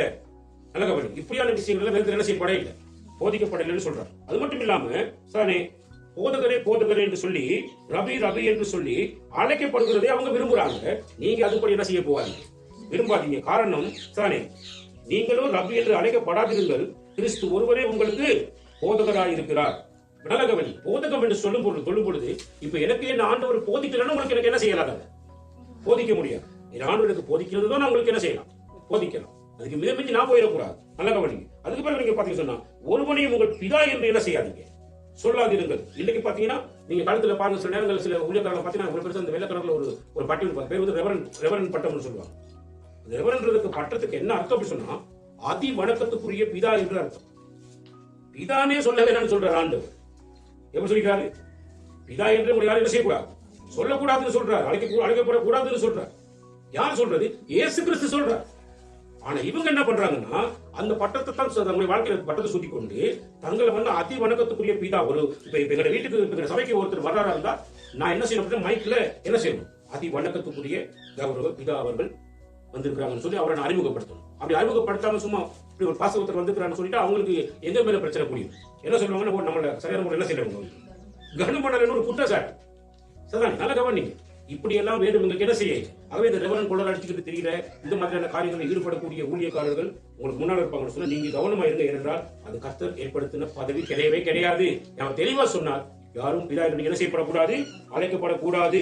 சாரே, ஏன்னு சொன்னா சாரே, உங்களுக்கு உங்கள் பரம பிதாவே உங்களுக்கு பிதாவாக என்ன செய்யப்படுகிறார், இருக்கிறார் சொல்றேன். அடுத்து, நீங்க யாரும் குருக்கள் என்று அழைக்கப்படாதீர்கள். குருவானவர் சொல்லுவாங்க, குருவானவர் சொல்லுவாங்க. குருக்கள் அழைக்கப்படாதீர்கள். ஏனென்று சொன்னா இந்த உலகத்தில் அப்படிப்பட்ட குருக்கள் யாருமே கிடையாது. கிறிஸ்து ஒருவரே உங்களுக்கு குருவாக இருக்கிறார். நல்ல கவனி. இப்படி எல்லாம் ஆண்டவர் தன்னுடைய காரியங்களை மிக தெளிவாக ஜனங்களுக்கு என்ன பண்ணி வச்சுக்கிறார், சொல்லியிருக்கிறார். அப்ப எங்க மத்தியில இன்றைக்கு வரக்கூடிய போதகர்கள் சொல்லக்கூடிய வரக்கூடியவர்கள், தீர்க்கதரிசிகள் சொல்லிக் கொண்டு வரக்கூடியவர்கள், அப்போஸ்தலர்கள் தங்களை இனம் காட்டிக் கொண்டிருக்கக்கூடியவர்கள் எல்லாம் நீங்க ரொம்ப கவனமா நீங்க பார்க்கணும். அவர்களிடத்துல தேவனுடைய வார்த்தையின் படி அவருடைய வாழ்க்கை இல்லைன்னா நீங்க யாரையும் உங்களுடைய வாழ்க்கையை நீங்க என்ன செய்யக்கூடாது, நீங்க சேர்த்துக்கொள்ள கூடாது. மிக கவனமாக அதுல நீங்க கவனமாக என்ன செய்ய வேண்டும், இருக்க வேண்டும். நல்ல கவனிங்க. சரி, அப்ப இந்த இடத்துல நான் என்ன பார்க்கிறேன் சொன்னா, அப்போஸ்தலனாகிய பேதுரு யார் அப்படின்னா ஆண்டவருடைய ஸ்தானாதிபதி, ஆண்டவருடைய பிரதிநிதியாக இருக்கிறான். அப்ப அப்போஸ்தலனாக இருக்கிறான். ஆனா அவன் எப்படி இருந்திருப்பான் யோசிச்சு பாருங்க. அந்த சபையில எப்படி இருந்திருப்பான்? சாதாரணமான ஒரு மனிதனாக தான் நினைஞ்சிருப்பான். அவனோட உடுப்புல கூட வித்தியாசம் இருந்திருக்காது. சபையாராக தான் என்ன பண்ணிருப்பான், உட்கார்ந்து இருந்திருப்பான். ஏன்னு சொன்னா நீங்க எல்லாரும் சகோதரர்களாக இருக்கிறீங்க தெளிவா சொல்றாரு இல்லையா? அப்ப நாங்க எல்லாரும் சாதாரணமா தான் இருக்கவே. சரி, அப்ப சாதாரணமான ஒரு நிலையில இருக்கிறான் என்று நினைச்சிட்டு அவன சும்மா எல்லா பொதுமக்களை மாதிரியே கூட்டி வந்துக்கிற சபை விசுவாசிகள் மாதிரியே நினைச்சு கொண்டு போயிட்டு அவன் பாதத்துல கொண்டு போயிட்டு வைக்கிற பொழுது நல்லா கவனிங்க. இப்ப இந்த அப்போஸ்தலனாகிய பேதுருவுக்கு நடந்தது என்னன்னு தெரியாது. அவனுக்கு தெரியாம தான் ரெண்டு பேரும் எப்படி சொல்றீங்கன்னா, தன் மனைவியாரியே அங்க வேற யாருக்கும் தெரியாது. ரெண்டு பேரும் சண்டை ஒதுச்சு வச்சு தன் மனைவி மட்டும்தான் தெரியும். அப்ப கணவன் மனைவிக்குள்ள ஒரு சம்பவம், சபைக்குள்ள வரக்கூடிய சபை விசுவாசிகளா இருக்கக்கூடிய தேவனுடைய வார்த்தையை பெற்று ரட்சிக்கப்பட்ட உங்களுடைய வாழ்க்கையில கணவன் மனைவியா சேர்ந்து நீங்க என்ன திகிடுதலம் போட்டாலும் சரி, நல்லா விளைக்கிறது. அது எல்லாத்தையும் கவனிக்கிற ஒருத்தர் இருக்கிறார். அவர் தான் ஆண்டவராகிய இயேசு கிறிஸ்து. அவர் கவனிச்சுட்டு இருப்பார். அவருக்கு யாரும் எதையும் மறைக்கிறார். நீங்க எந்த அடுப்புல உட்காந்துட்டு எதை வேணாலும் நீங்க பேசிட்டு இருக்கலாம், எதை வேணாலும் பேசுங்க, பிரச்சனை இல்லை. உங்களுடைய நாவுள்ள சொல் பிறவாதத்துக்கு முன்பதாகவே கர்த்தர் அதை என்ன பண்ணுகிறார், அறிந்திருக்கிறார். தூரத்திலிருந்து உன் நினைவுகளை என்ன பண்ணுகிறார் உன் தேவன் அறிந்திருக்கிறார். அப்ப என்ன தேவையில்லாதெல்லாம் நீங்க பேசக்கூட முடியாது. சரி, அப்ப யாருக்கும் தெரியாது. மனைவி அறியட்டா இருந்து வேலையை பண்ணாரு. இது பேதுருக்கு தெரியாது. நல்ல கவனி. ஆனா பேதுருக்கு எப்படி தெரிய வந்துச்சு? நல்ல கவனி. ஏன்னு சொன்னா பேதுரு பரிசுத்த ஆவியானவரை பெற்றிருக்கிறான். அவனுக்குள்ள பரிசுத்த ஆவியானவர் இருக்கிறான். சரி, பரிசுத்த ஆவியானவர் இருக்கிறபடினால இங்க நடந்த விஷயம், அதாவது ஒரு சபைக்குள்ள இருக்கக்கூடிய சபை விசுவாசிகள் வீட்டிலேயோ சபை விசுவாசிகளுடைய வாழ்க்கையிலேயோ இவங்க என்ன மாதிரி சூழ்நிலையில் இருக்கிறாங்க, என்ன பண்ணிட்டு இருக்கிறாங்கிறத அறிந்து கொள்ள முடியாத ஒரு நிலைமையில ஒரு ஊழியக்காரன் இருக்கிறான் அப்படின்னு சொல்லி பாத்தீங்கன்னா, நல்ல கவனிங்க. அந்த ஊழியம் அது கர்த்தரால நியமிக்கப்பட்ட ஒரு ஊழியமாக நீங்க என்ன செய்ய முடியாது, கற்றுக்கொள்ள முடியாது. இங்க இருக்கிற அநேக பேருடைய வாழ்க்கை எனக்கு நல்லா தெரியும். நீங்க என்ன பண்ணிட்டு இருக்கிறீங்கிறது எங்களுக்கு தெரியும். சரி, எப்படிலாம் நீங்க இருக்கிறீங்க, உங்களோட வாழ்க்கையில் எப்படியான சூழ்நிலை இருக்கிறீங்கிறது எல்லாம் கர்த்தர் எங்களுக்கு கட்டாயம் வெளிப்படுத்தும். ஏன் அப்படின்னா உங்களுக்காக நாங்க இரவு பக்கம் என்ன பண்ணிட்டு இருக்கோம், உட்காந்து ஜெபம் பண்ணி கொண்டு இருக்கிறோம். சாரி, நீங்க பொய்ய சொல்லி எங்களை ஏமாத்த நினைச்சாலும் கர்த்தர் அத்தனையும் எங்களுக்கு என்ன செய்வார், கொஞ்சம் எங்களுக்கு காண்பிப்பார். எதையும் எங்களுக்கு மறைக்கிறதுக்கு என்ன செய்ய மாட்டார், முன்வர மாட்டார். ஏன்னு சொன்னா அவருக்கு தேவை அவருடைய சபை அவருடைய வார்த்தையினால் என்ன செய்யப்பட வேண்டும், கட்டப்பட வேண்டும். நல்ல கவனி. சும்மா எங்களுக்கு முன்னுக்கு வந்து அப்படி இப்படி சொல்லும் போது எங்களுக்கு தெரியும் இதெல்லாம் இது இப்படித்தான் அப்படின்றது தெரியக்கூடிய அளவுக்கு கர்த்தர் என்ன பண்ணி வச்சிருப்பான். நல்ல கவனி. அதுதான் அன்றைக்கு அப்போஸ்தலனாகிய பேதுருவிடத்துல போனதான அனனியா சப்பராவுடைய வாழ்க்கை நடந்த சம்பவம் என்ன அப்படின்னு பாத்தீங்கன்னா, அவனுக்கு வச்சோனே பேதுரு அவனை நோக்கி, பேதுரு அவனை பார்த்தார். என்ன தெரியும் ஒரு விஷயம், நீங்க எல்லாரும் உங்க எல்லாத்துக்கும் நம்ம இன்னைக்கு நிறைய பேருக்கு தெரிய வேண்டிய மிக முக்கியமான விஷயம் அப்படின்னா, நல்லா கவனிங்க. இந்த களவு எடுக்கிறவங்க, கொலை பண்றவங்க, இவனெல்லாம் சாரி போலீஸ்கார சொல்லுவோம் வந்து ஏதாவது ஒரு தடயத்தை வச்சுட்டு என்ன செய்யிருப்பாங்க, போயிருப்பான்னு சொல்லுவோம். சரி, இப்ப தடயத்தை வந்து ஏதோ ஒரு தடயம் ஒண்ணு கிடைக்கும் கண்டிப்பா விட்டுருப்பாங்க. சரி, ஆனா இத்தனை விஷயம் என்ன தெரியுமா பாருங்க, ஒரு மனிதனுடைய கண்கள் அவருடைய உள்ளான விஷயத்தை என்ன செஞ்சு காட்டி விடும். அதுல அகத்தின் அழகு முகத்துல தெரியும் சொல்லி பலமொழி கேள்விப்பட்டிருக்கீங்க இல்லையா? அப்ப பேதுரு அவனை நோக்கி அப்படின்னு என்ன அர்த்தம் அப்படின்னா, பேதுரு அவனை பார்க்கிறான். இப்ப தேவனுக்கு முன்பதாக யாருக்கும் பொய் சொல்ல முடியாது. நல்லா கவனிங்க, நீங்க யாருக்கும் பொய் சொல்ல முடியாது. அப்ப ஆகவே அவனுடைய கண்கள் என்ன இருக்கும் நினைக்கிறீங்க? ஒரு திருட்டு மொழி என்ன செஞ்சிருக்கும், ஒரு திருட்டு மொழி முடிச்சிருப்பான் கட்டாயமாக. ஏன்னா அவனுக்கு இப்ப பேதுரு அவனை நோக்கி பார்க்கக்குள்ளே அவனுக்கு தெரிஞ்சிருக்கும், சாரி நான் பேதுரு ஏமாத்துறேன் அப்படிங்கிறது. அப்ப அவனுடைய முகத்தில் அவனுடைய கண்கள்ல ஒரு காரியத்தை பேதுரு என்ன பண்ணிட்டான், கண்டுட்டான். சார் இங்கே நிறைய பேர் நீங்க எதுவும் சொல்லும் போது எங்களுக்கு தெரியும், கண்ணை பார்த்தாலே தெரியும். அடே நம்மகிட்ட வந்து கூட ஒருத்தர் நல்லா தெரியும் எங்களுக்கு. சரி, தெரிஞ்சு ரைட், ஓகே, நீங்க இப்படி சொல்லி நம்ம என்ன பண்ணிட்டு போயிரு, அப்படியே சமாளிச்சுட்டு போயிடுது. அங்க வெளியில போயிட்டா சொல்றது ரைட், நல்ல முறையில் நினைஞ்சு பண்ணிட்டோம், சமாளிச்சுட்டு வந்துட்டு நீங்க உங்களை என்ன செய்வீங்க, மார்பை தட்டி நீங்க சந்தோஷப்பட்டு போயிடுவீங்க. ஆனா தெரியும், நல்லா கவனிங்க, அவங்க பேசுறது பொய் தான்ன்றது தெரியும். அது பேதுரு நோக்கி பார்க்கிறாரு, அந்த கண்கள்ல கண்டுபிடிச்சிட்டான். சார் நல்லா கவனிங்க, ரைட். அந்த பரிசுத்த ஆவியானுடைய இரக்கம் அவர்கள் எழுதப்படினால அது கேட்கிறான், நிலத்தின் கிரயத்தில் ஒரு பங்கை பந்தித்து வைத்து. எப்படி கேட்கிறான் பாருங்க, நிலத்தின் கிரயத்தில் ஒரு பங்கை வஞ்சித்து வைத்து, சாரி பரிசுத்த ஆவியினிடத்தில் போய் சொல்லும்படி. இப்ப அன்னைக்கு பரிசுத்த ஆவியானவர் எங்க இருந்தார்? உங்களுக்கு கேள்விக்கு போய் சொல்லுங்க. பரிசுத்தாவின் எங்க இருக்கு? கொண்டு வந்து வச்சது யாருக்கிட்ட? அப்போ சிறப்பாத்திரத்துல கொண்டு வந்து வச்சான். அப்ப இவன் என்ன கேட்கிறான்? பரிசுத்த ஆவியின் இடத்துல போய் சொல்லும்படி. அப்ப ஒரு ஊழியக்காரன் ஆகிய பேதுரு என்ன பண்றான்னா, தன்னை பரிசுத்த ஆவி என்று இனம் காண்பிக்கிறான், அவங்க கிட்ட காட்டுறான். ஏன்னா பரிசுத்த ஆவினால நிரப்பப்பட்ட ஒரு மனுஷன் எனக்குள்ள பரிசுத்த ஆவி இருக்கிறார். பரிசுத்த ஆவியானவர் தான் உனக்கு முன்னாடி என்ன பண்ணிட்டு இருக்கிறார். பரிசுத்த ஆவியானவருக்கு முன்னுக்கு நல்ல கவனி, பரிசுத்த ஆவியானவருக்கு முன் போய் சொல்லும்படி சாத்தான் உன் இருதயத்தை நிரப்பினது என்ன? இந்த கேள்வியை கவனி. சபைக்குள்ள இருக்கக்கூடிய சின்ன பிள்ளைகளுக்கெல்லாம் ஆயுதத்தை சொல்லிக் கொடுக்குறது, வீட்டுல வந்து வரக்கூடிய சொல்லிக் கொடுக்குறது, இப்படி போயிட்டு சொல்றா அப்படின்னு யார்ட்ட சொல்றது? பாஸ்டர் சரி, சிஸ்டர் சரி, ஏதாவது கேட்டாங்கன்னா என்ன செய்யும்? இப்படி போயிட்டு சொல்லு. இன்னைக்கு நாங்க என்ன பண்றோம்? நாங்க பொழுங்க போயிட்டு சொல்லி சொல்றது இல்லை. சரிதானே? அல்லாத சொல்லி அனுப்புறது ஏதாவது ஒரு முக்கியமான விஷயம் அப்படி இப்படி ஏதாவது சொன்னோன்னே இந்த பிள்ளைகள் இது என்ன செய்வாங்க? கேட்டுட்டு வந்து அப்படியே வந்து சொல்லுவாங்க, கேட்டோட சொல்லுவாங்க. அப்ப இதுக்கு யார் வழிகாட்டி? வழிகாட்டியார் தாய் தகப்பன் வந்து சாத்தான மாறிடக்கூடாது. தாய் தகப்பனுக்கு ஒரு விஷயம் இருக்கணும். எப்படின்னா, தங்களுடைய பிள்ளைகள் எந்த சூழ்நிலையிலையும் உண்மையை பேசுகிறவர்களாக இருக்கணும் அப்படின்றத ஞாபகத்தில் வச்சுக்கணும். தாய் தகப்பன் பிள்ளைகிட்ட சொல்லி இதை பொய்ய சொல்லி கொடுத்துட்டா, எங்க அப்பா அம்மா எனக்கு போய் சொல்லி கொடுக்குறாருன்ற ஒரு எண்ணம் அவர்களுக்குள்ள இருக்கும் பொழுது, இன்றைக்கு நமக்காக போயிட்டு போய் சொல்லுவான், நாளைக்கு நம்ம கிட்டே வந்து போய் என்ன செஞ்சிருவான்? சொல்லிடுவான்.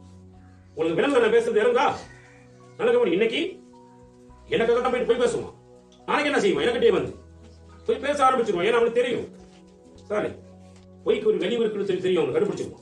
அதுக்கேற்ற மாதிரி அவன் செயல்பட ஆரம்பிச்சாங்க. தகப்பனும் தாய் என்ன பண்றாங்கன்னா, தங்களுடைய பிள்ளைக்கு தவறானதை சொல்லி கொடுத்து அந்த பிள்ளை வாழ்க்கையே காலி பண்றதுக்கு என்ன பண்றாங்க?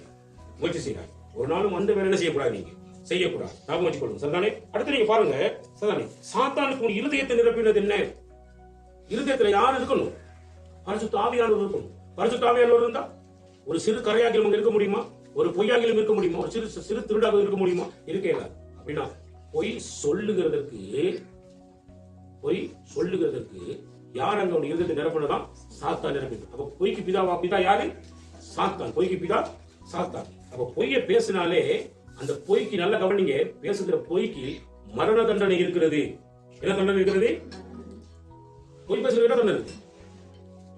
மரண தண்டனை இருக்கிறது. நீங்க சாதாரண பொய் வந்து நான் விளையாட்டு தானே போய் சொன்னேன் அப்படிங்கிறது. எத்தனை பேர் விளையாட்டுக்கு போய் சொல்றீங்க?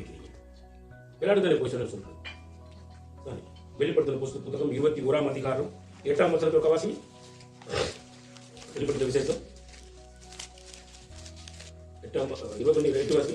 பயப்படுகிறவர்களும் அவிசுவாசிகளும் அருவருப்பானவர்களும் கொலைபாதகரும் விபச்சாரக்காரரும் சூனியக்காரரும் விக்கிரகாராதனைக்காரரும் பொய்யர் அனைவரும்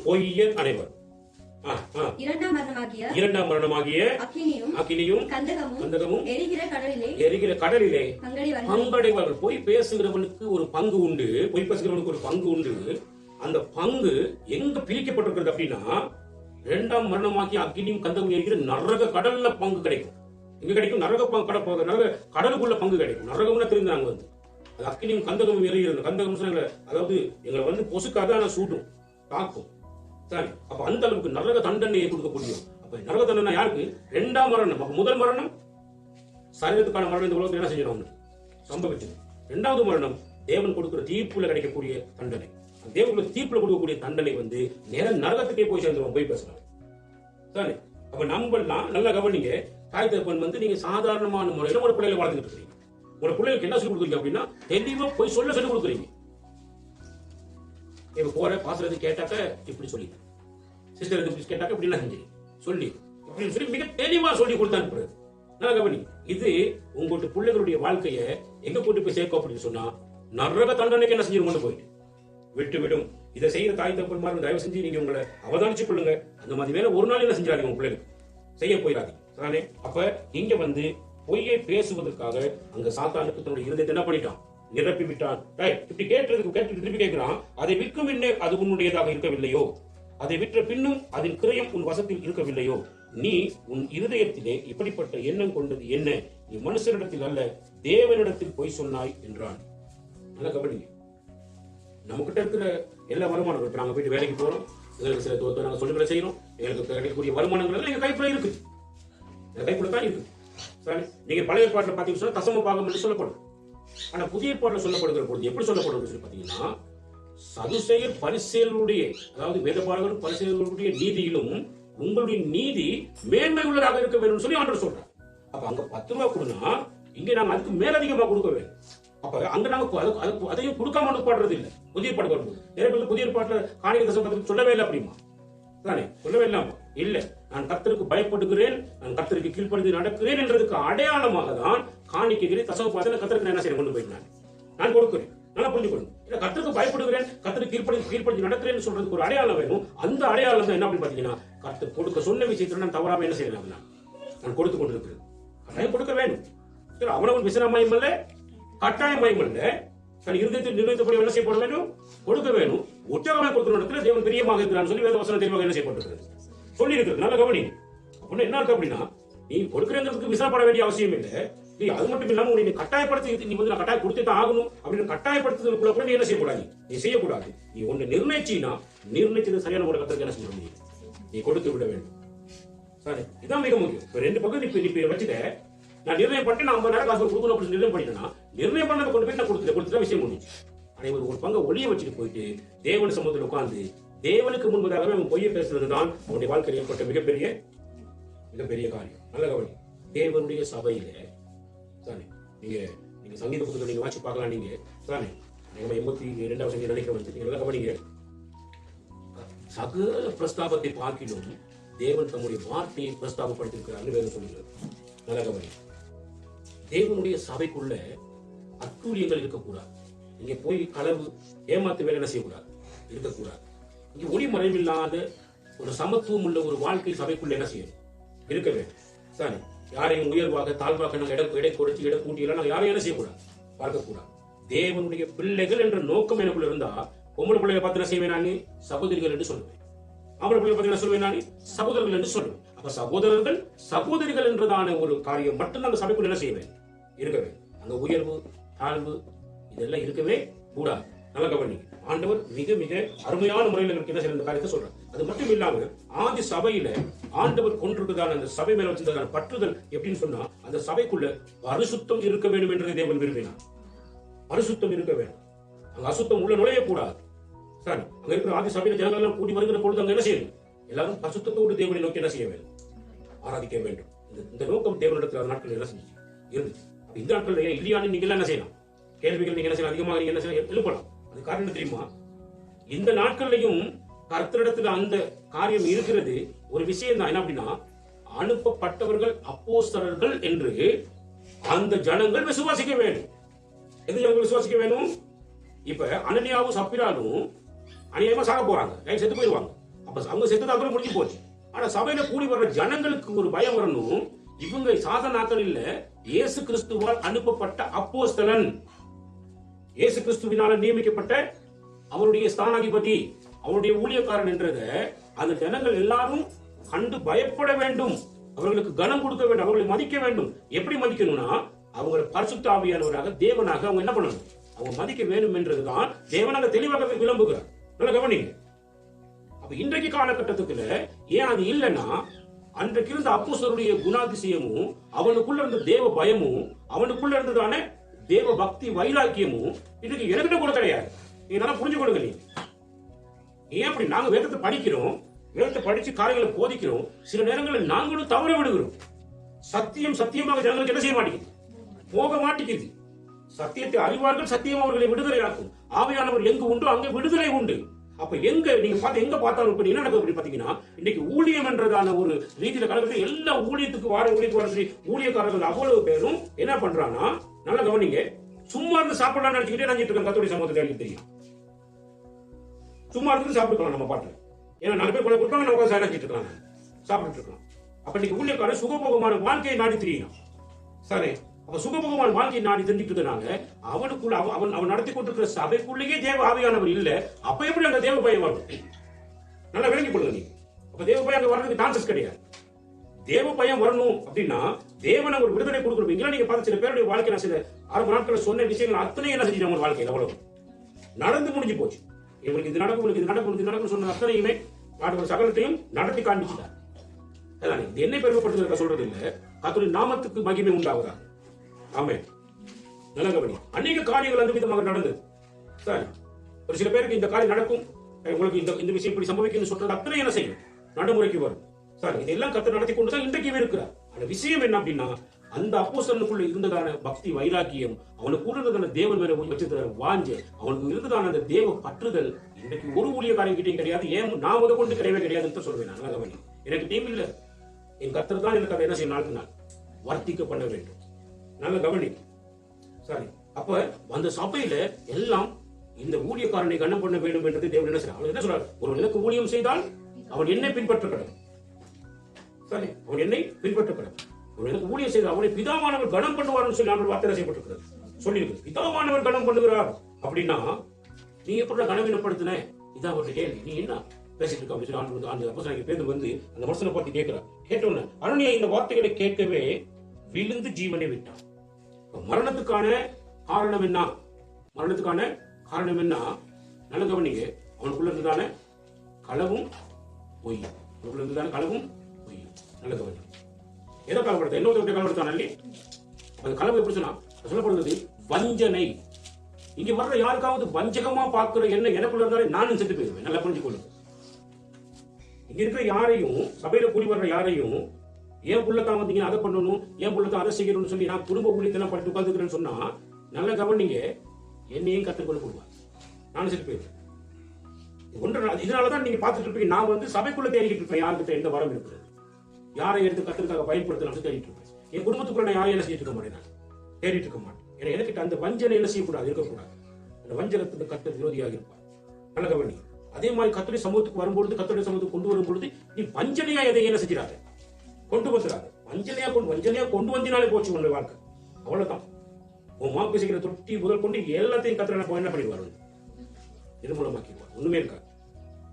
நீ வஞ்சனையே இல்லாம நீ சரியான இருதயத்துல வாஞ்சியோட கொடுத்து பார்க்கறதுக்கு அவர் ஆசீர்வதிப்பார் உன்னை. நீ பல பேருக்கு கொடுக்கும்படியா. இது என்னுடைய வாழ்க்கையில நாள்தோறும் என்னுடைய வாழ்க்கையை ருசிக்கிறது நான். சரி, அதை உங்களுக்கு சொல்லிக் கொடுக்குறேன். வஞ்சிக்கிறது ட்ரை பண்ணாதீங்க.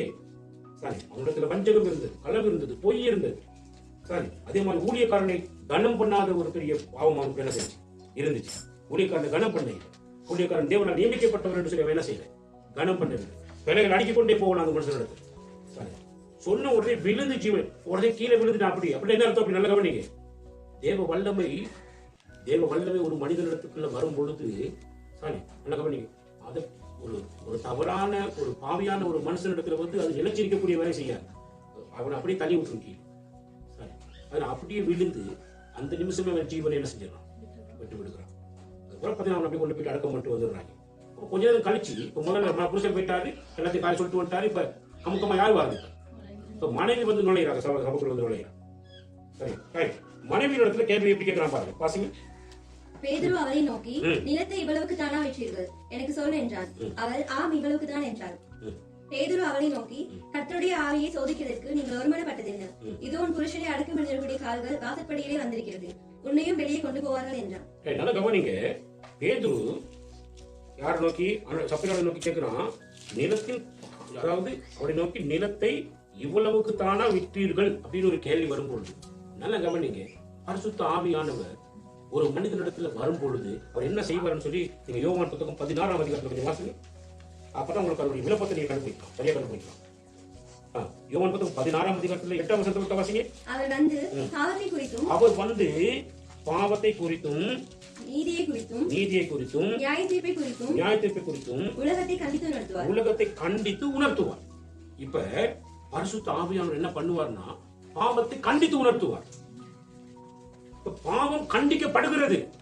இவ்வளவுக்கு தான் வித்தீங்களான்ற கேள்வி வரும்போதே யோசிச்சிருக்கணும். என்ன யோசிச்சிருக்கணும்? என்ன யோசிச்சிருக்கணும் சொல்லுங்க. இவ்வளவு தான் வித்தீங்களா கேட்கணும், என்ன யோசிச்சிருக்கணும்?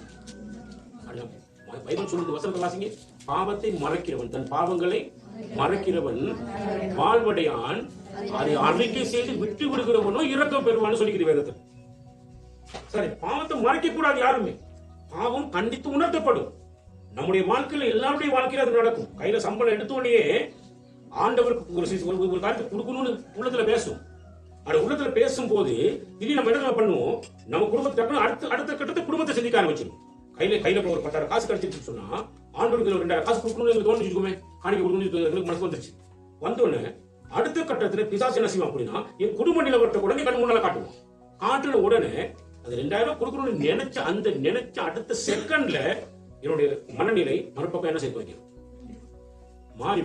மாறினோட என்ன பண்ணுவேன் அப்படின்னா, ஐயோ இப்படி கொஞ்சம் அடுத்த விஷயத்துக்கு என்ன செய்யலாம போயிருமேன்னு சொல்லி அது நிர்ணயம் பண்ணதான். நிர்ணயம் பண்றது, முதலாவது நிர்ணயம் பண்றத நீ என்ன பண்ணிடணும், நீ கொடுத்து விட வேணும். அதை கொடுக்க நீ தவறும் பட்சத்துல உன்னுடைய இருதயம் அங்க கடினப்படுத்தப்படும். யாரால? சாத்தானால கடினப்படுத்தப்படும். சாத்தான் ஏன் உன்னை கடினப்படுத்துங்க அப்படின்னா, சாத்தானுக்கு தேவை தேவ ஜனங்கள் ஆசீர்வதிக்கப்பட்டவர்களாக என்ன செய்யக்கூடாது, ஒருபோதும் இருக்கக்கூடாது என்பதுல உறுதியா இருக்கும். நல்லா கவனிச்சுக்கிறோம். தேவ ஜனங்கள் எப்படி ஆசீர்வதிக்கப்படலாம்? கொடுத்தாதான் ஆசீர்வதிக்கப்படலாம்.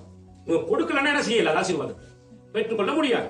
அதனால சாத்தான் என்ன செய்யும் அப்படின்னா, அந்த இருதயத்தை கடினப்படுத்துவான், கொடுக்க விடாத படிக்கு. எதை கொடுக்க விடாத படிக்கு? நிர்ணயம் பண்ணதை கொடுக்க விடாத படிக்கு. சரி, நீங்க பிரசங்கி புத்தகத்தை திருப்பி பாத்தீங்கன்னு சொன்னா, பிரசங்கி புத்தகத்தை யோசிச்சு பாருங்க. அந்த வசனம் யோசிச்சு பாருங்க. எடுத்து பிரசங்கி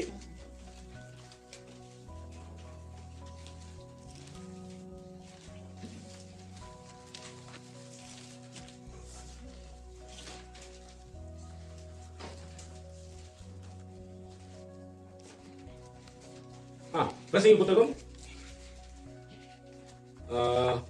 5ஆம் அதிகாரம் 5வது வசனம். நீ நேர்ந்து கொண்டதை செய்யாமல் போவதை பார்க்கிடும், நேர்ந்து கொள்ளாதிருப்பதே நலம். நல்ல கவனிங்க.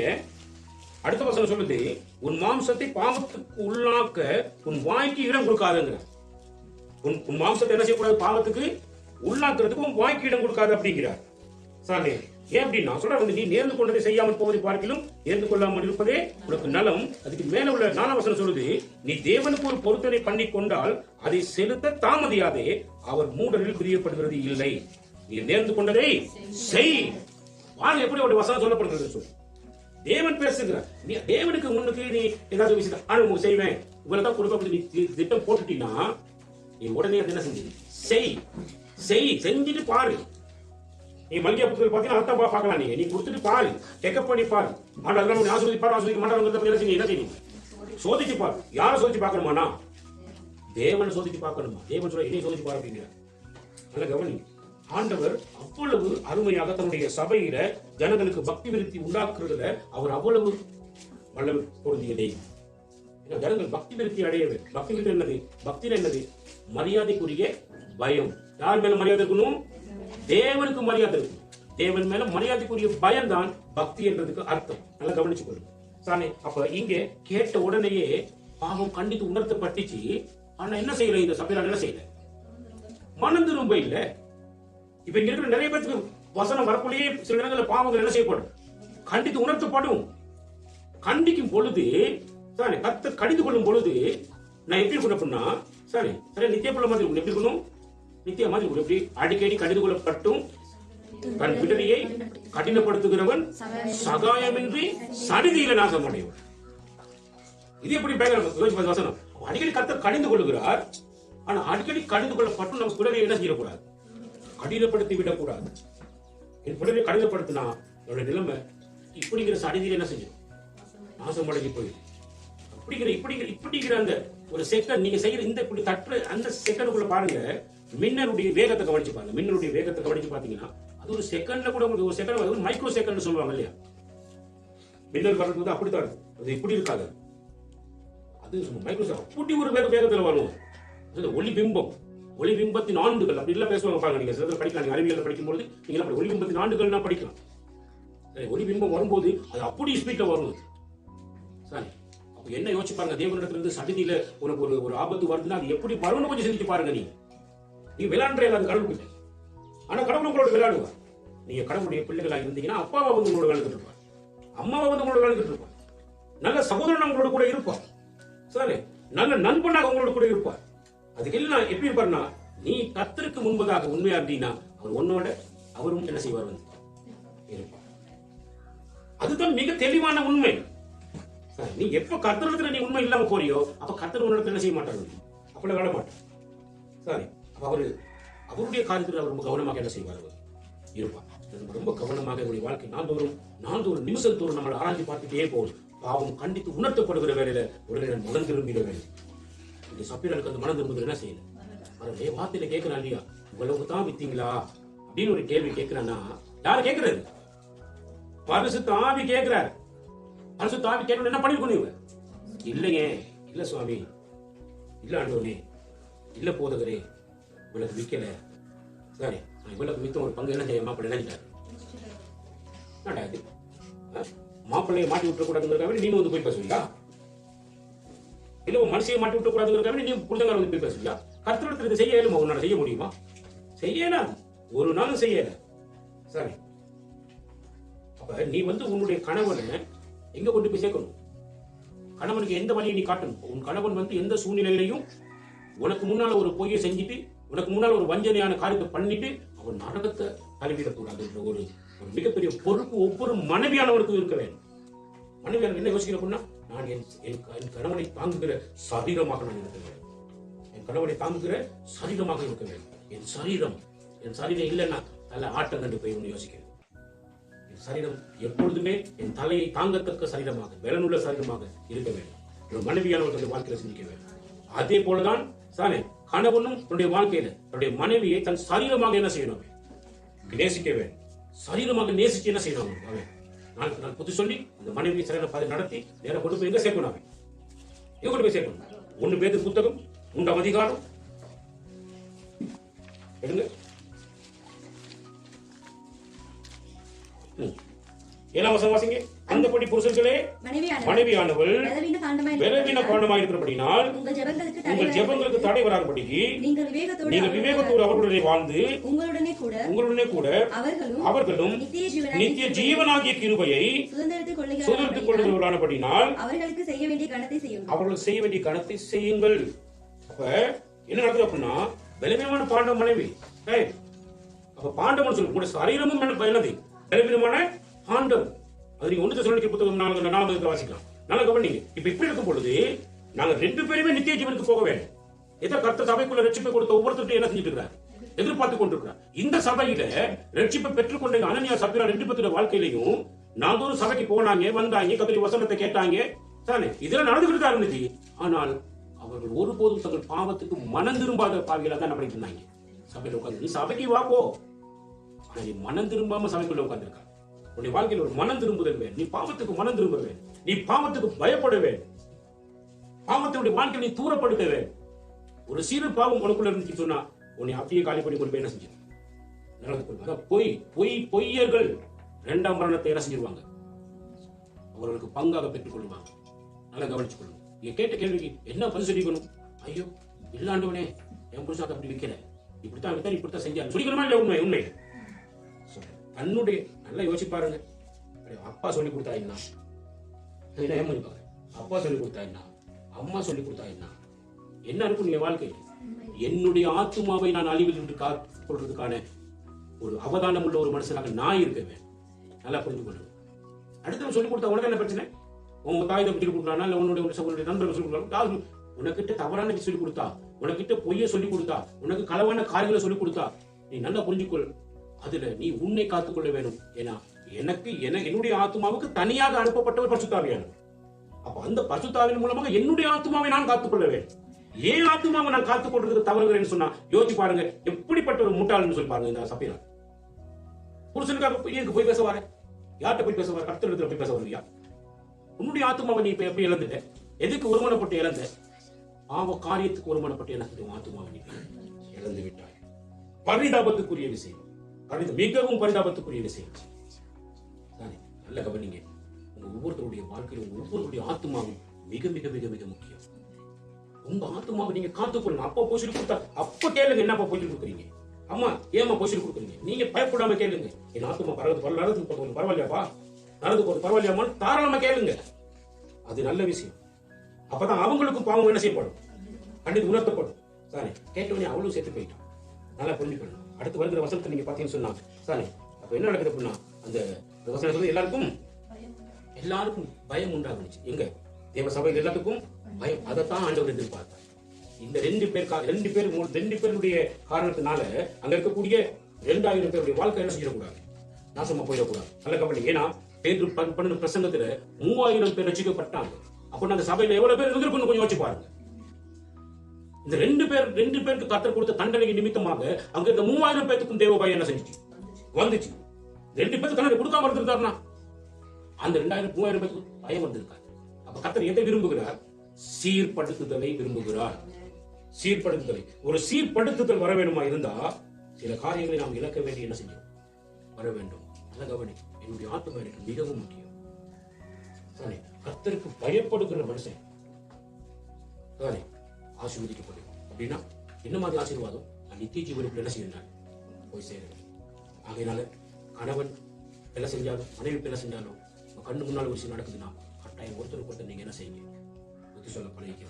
பிள்ளைகளுக்கு தவறானதை கற்றுக் கொடுக்க ட்ரை பண்ணாதீங்க, நடைமுறைக்கே வராது. சபைக்குள்ள வரும்பொழுது பரிசுத்தம் இருக்க வேண்டும். தேவ பயம் இந்த சபைக்குள்ள என்ன செய்யப்பட வேண்டும், இருக்க வேண்டும். மீறி செயல்பட்டா இந்த வார்த்தைகளை கற்றுக்கொண்ட பிறகும் செஞ்சீங்கன்னா ஆண்டவருடைய கோபத்துக்கு நீங்க உடனடியாக என்ன செய்ய வேண்டி வரும், ஆளாக வேண்டி வரும். ஏன்னா ஆண்டவர் இன்றைக்கும், அதாவது நேற்றும் இன்றும் என்றும் மாறாதவராக இருக்கிறார். ஆமே. ஆகவே கர்த்தர் உங்களை ஆசீர்வதிக்கணுமா இருந்தால் கர்த்தருக்கு பயப்படுங்க. கர்த்தர் உங்களை என்ன செய்வார், ஆசீர்வதிப்பார். கர்த்தர் ஒருவரையும் ஆசீர்வதிப்பார். ஆமே.